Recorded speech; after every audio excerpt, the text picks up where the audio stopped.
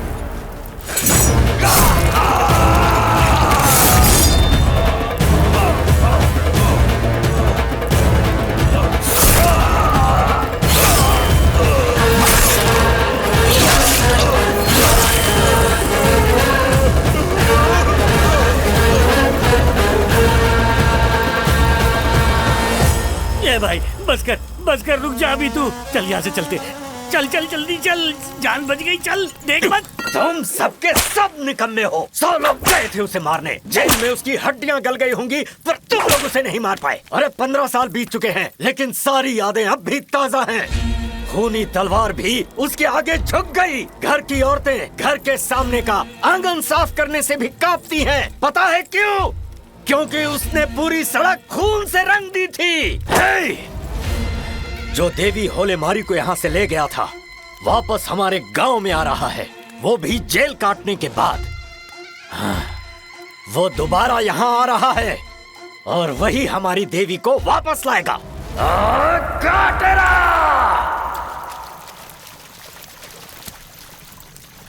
आज मैं बस अपनी बीवी की दुआओं की वजह से बच गया हूँ, नहीं तो मेरे बच्चे को देखने से पहले ही मैं मर जाता। वो पृथ्वी पे पहुंचता और मैं स्वर्ग में। मैं कहता हूँ वापस चलो। तूफान के डर से सांस लेना तो नहीं छोड़ सकते ना। तू तलवार वाला है, इसलिए मारने के लिए तैयार रहता है। लेकिन मैं पुलिस वाला हूँ। मेरी माँ बहन मेरी गर्भवती बीवी घर पर मेरा इंतजार कर रही हैं। मेरे जज्बात समझ मेरे भाई। मैं कहता हूँ चल वापस चल। पैरोल पर जाने वाले कैदी के साथ एक पुलिस वाला होना चाहिए, यह अदालत ने आदेश दिया है। यहाँ पर मैं कांस्टेबल हूँ, मैं ही कमिश्नर हूँ और मैं ही जज हूँ। मैं जो बोलूंगा वही होगा। और मैं कह रहा हूँ मेरे साथ वापस चल।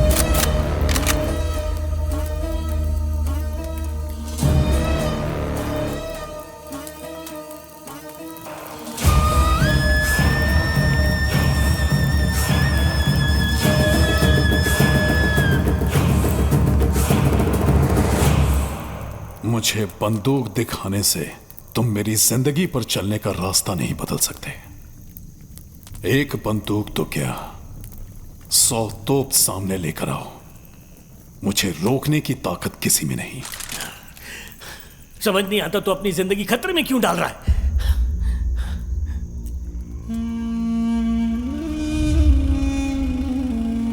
जरा देखो दुल्हन कैसे शर्मा रही है। जिंदगी का सफर शुरू होने से पहले ही अपना सिर झुका लिया। किस्मत वाली है कि इतनी कम उम्र में शादी हो रही है। अरे ये शान भोग के बेटे की शादी है और वो भी सारे रीति रिवाजों के साथ हो रही है। दावत भी जोरदार होगी।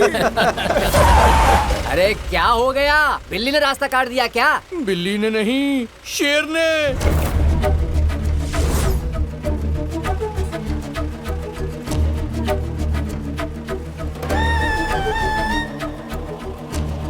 अब तुझे क्या चाहिए? तू ऐसे हमारा रास्ता रोक कर क्यों खड़ा है?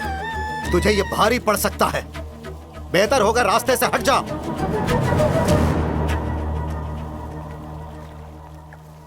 शानभोग जी, आपकी बेटी प्रभा और कटेरा एक दूसरे से बहुत प्यार करते हैं। मेरी आपसे विनती है कि आप दोनों की शादी करवा दीजिए। ए, तू क्या फालतू की बातें कर रहा है? अरे अंकल, वो आदमी कटेरा है। यही ओले मारी लेकर आया था। चुपचाप बैठ जाओ।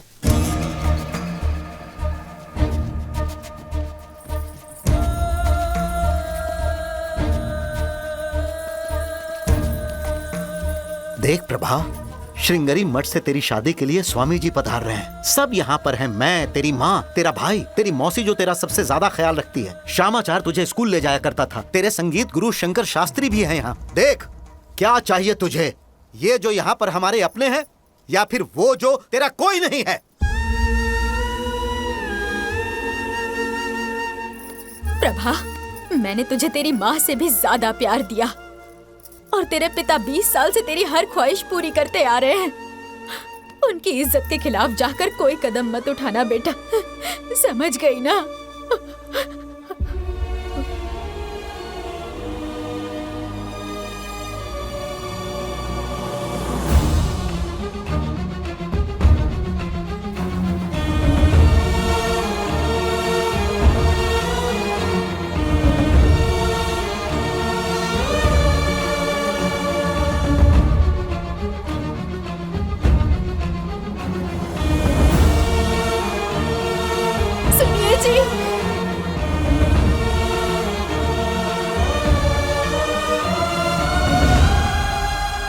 सब लोग सुनो, आज से मेरी बेटी प्रभा हम सबके लिए मर चुकी है।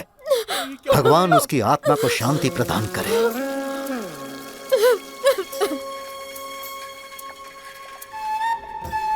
A for apple. A for apple. B for ball. B for ball. C for cat. C for cat. D for dog. D for dog.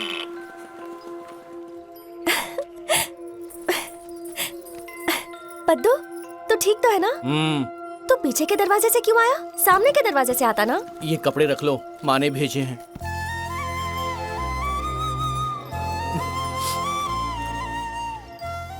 माँ कैसी है? पिताजी का गुस्सा कम हुआ क्या? ये क्या प्रभा, अपने भाई को यूं बाहर क्यों खड़ा किया है? अंदर ले जाकर इसे कुछ खिलाओ पिलाओ। आइए, अंदर आइए। नहीं, मैं यहाँ पर आया हूँ, ये बात पिताजी को पता नहीं है, नहीं तो वो बहुत चिल्लाएंगे। अच्छा, जरा यहीं रुकना।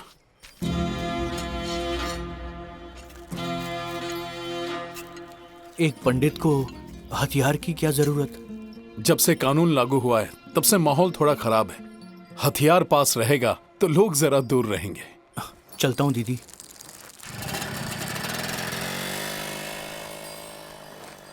अपने साले के आने के बाद जीजा जी को भूल गए साला बाबू? नहीं, ऐसी बात नहीं है जीजा जी। ये देखो हिरण्यकश्यप का किरदार। हिरण्यकश्यप का किरदार मेरे खून में, मेरी नसों में दौड़ता है। भक्त प्रहलाद नाटक में ऐसा अभिनय करूंगा कि हर तरफ मेरे ही चर्चे होंगे। चंगलू, ए चंगलू,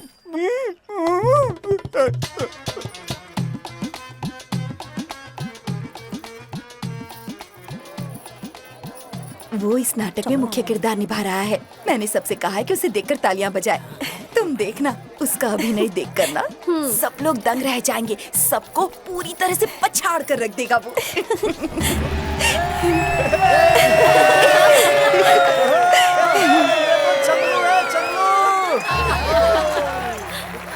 अच्छा लग रहा है। अरे ये क्या हो गया? अरे ये तो बोल भी नहीं सकता, स्टेज पे क्या करेगा? अरे कमाल है। मैं कौन हूं? कश्यप ब्रह्म का पुत्र, दिति के गर्भ से उत्पन्न चतुर्मुख वाले ब्रह्मा का पोता, जिसने अपने ही हाथों अपने भाग्य को बदल दिया। विजय, जिसने मृत्यु पर विजय प्राप्त की। अतल वितल सूतल रसातल तलातल पाताल सारे देवलोक मेरे ही अधीन हैं। मैं जब पैर रखता हूं तो भूचाल आता है, सर उठाता हूं तो आकाश तक कांप उठता है, हाथ उठाता हूं तो धरती कांप उठती है। सृष्टि रचने वाला ब्रह्मा भी मेरी आज्ञा को मानता है। अंत में मेरा पुत्र जो मुझ में ही जन्मा है, मेरे वंश को आगे बढ़ाने वाला उत्तराधिकारी, उसी के कारण आज मुझे मानसिक शांति नहीं है। रह रह के मुझे शर्म आती है, मानसिक पीड़ा होती है। छ छ छ छ छ, ये भी कोई जीवन है? ये जीना भी कोई जीना है? मेरे इस भाग्य पर इतना बुरा प्रभाव क्यों पड़ा? मैं सोचता हूं मैं इतना शक्तिशाली हूं, पर आखिर मेरी ऐसी हालत क्यों हुई? मैं इतना शक्तिशाली और मेरा ही पुत्र मेरा शत्रु क्यों? किस महान शक्ति ने मेरा सामना करने की उसे शक्ति दी है? अरे ये तो किस महान शक्ति ने मेरा सिर उसके आगे झुकने के लिए विवश किया है? हाँ, समझ गया।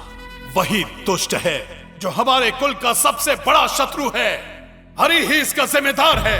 वो कपटी, वो हरि ही है, जिसने अपने छल से मेरे पुत्र की बुद्धि को अपने वश में कर लिया है। उसे कठपुतली की तरह नचा रहा है। अगर तुम इतने शक्तिशाली हो, इतने प्रभावशाली मनुष्य हो, परम पुरुषोत्तम हो, तो मेरे सामने आओ। आओ, तुम्हें चीर के तुम्हारी बातों को अपने गले में माला बनाकर ना पहनूं तो? मेरा नाम हिरण्यकश्यप नहीं, मेरा नाम हिरण्यकश्यप नहीं, मेरा नाम हिरण्यकश्यप नहीं। क्या बात है। बहुत बढ़िया।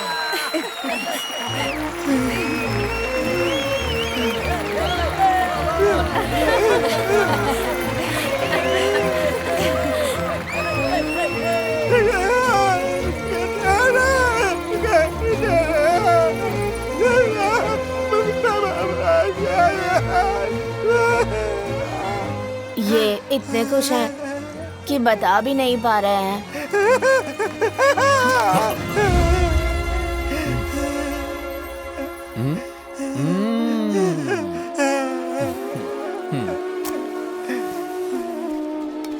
हे, तूने मेरे हाथ क्यों बांध दिए थे? जीजा जी, वो असल में चंगलू। मेरे हाथ बांध दिए इसलिए मैं गुस्सा नहीं हूँ। तुम्हारे अभिनय को देखकर मैं ताली नहीं बजा पाया इसलिए गुस्सा हूँ। तुम बहुत बड़े कलाकार निकले। जीजा जी, अरे साला बाबू, तुम सचमुच बहुत बड़े कलाकार हो, अपने पिता से भी बड़े।